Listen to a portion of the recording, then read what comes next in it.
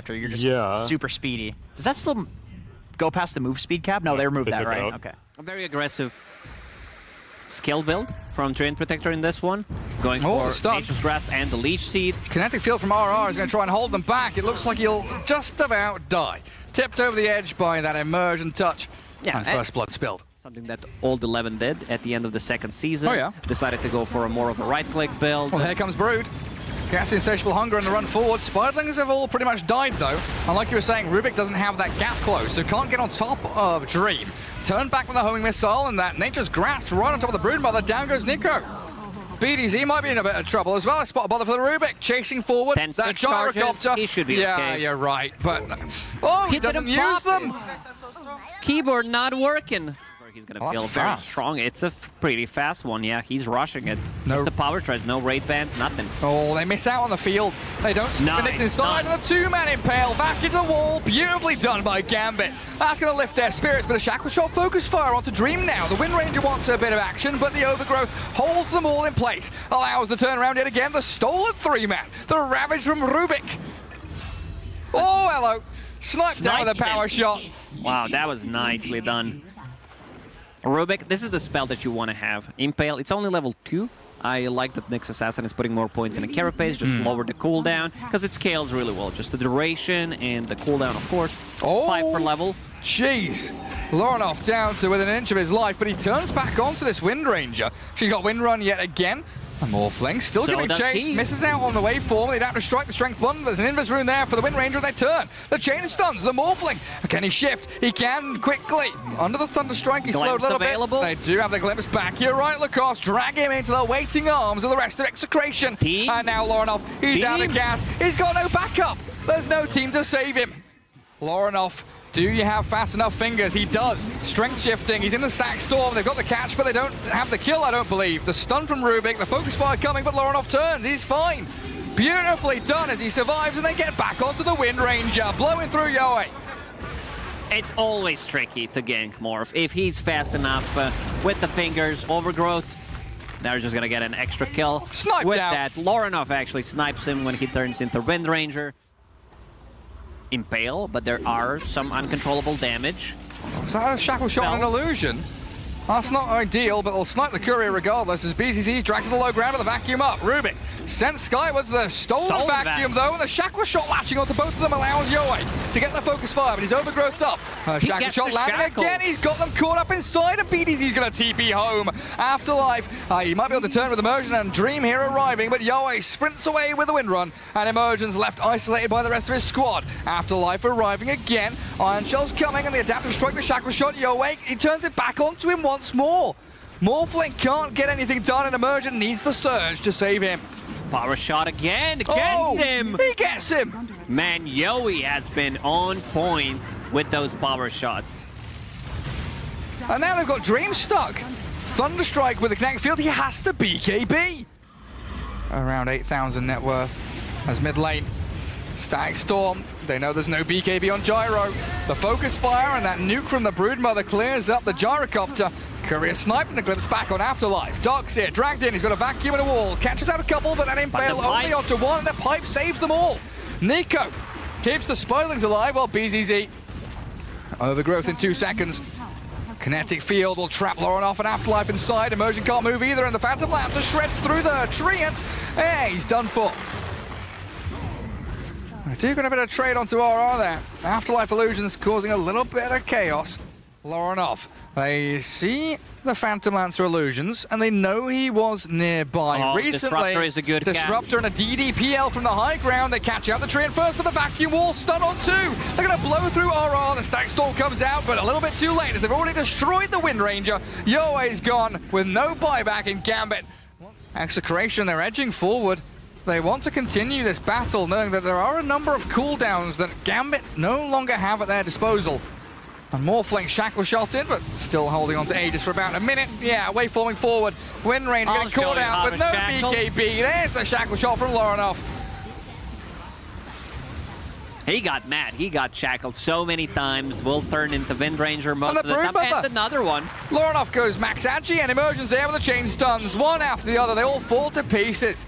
He is annoying. His mana burn is also annoying, something that no one wants to play into, but where's the damage gonna come from? Yeah, they've got a lot of heroes that are nuisances, but no real threats.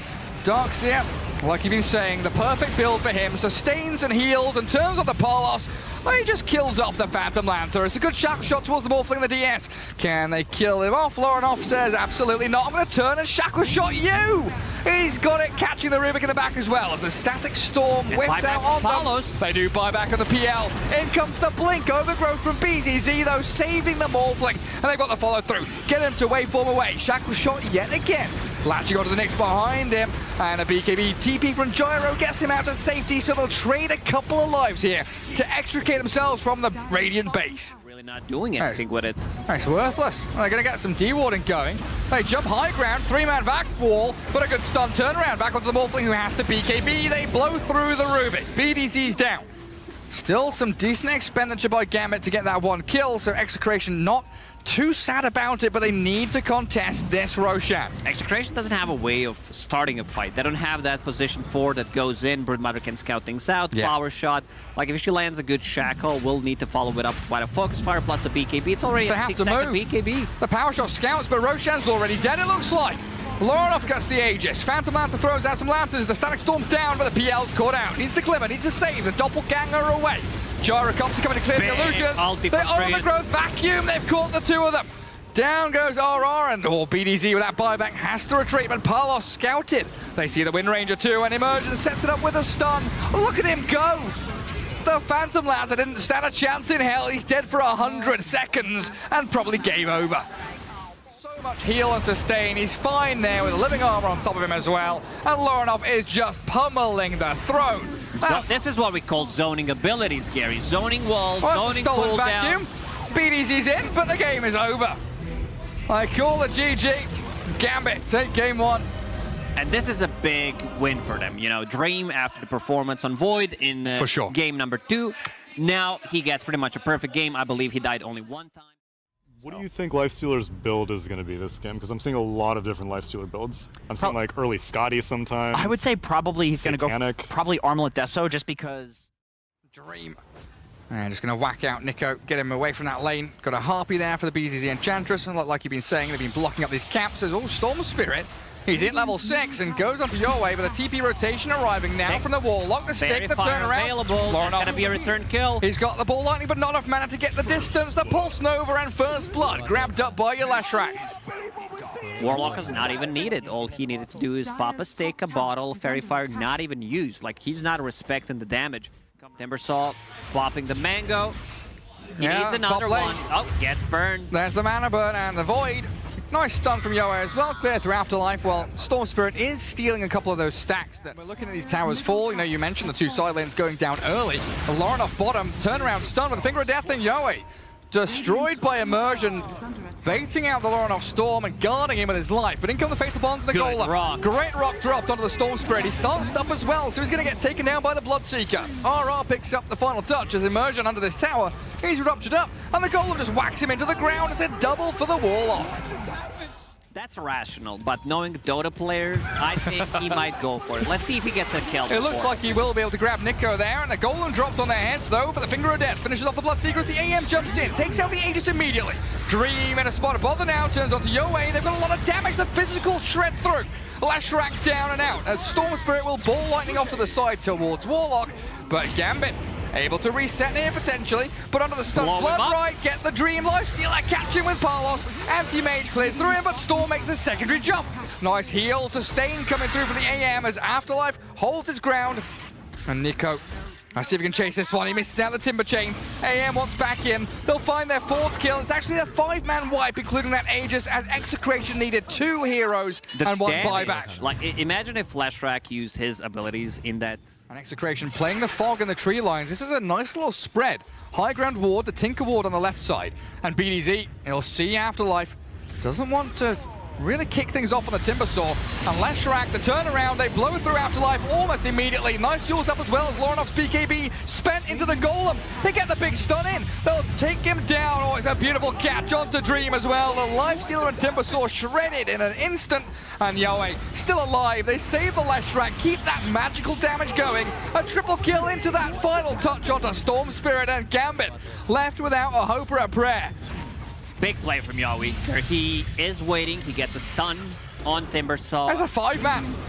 They're going to wipe them off the face of the map, and Ultra from Yowie comes through again. That's another one. Sean, we never asked, like, how's Roshan? Is he doing okay? We used to give him a party hat and a Santa hat. Also, jump in from Lorenov. All right. The snipe will get. There's the Hex coming through onto the Bloodseeker 2. The chain stuns onto him, but they turn back with the AM. Parlos is cruising through these heroes, and the perfect stun setup gives him a double kill.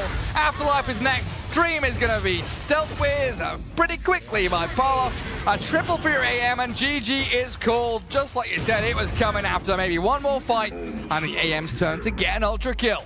They know. They have no damage whatsoever. Anti-Mage got way too big. Mixed damage coming up from Leshrac. Deals well with pretty much everyone on their side.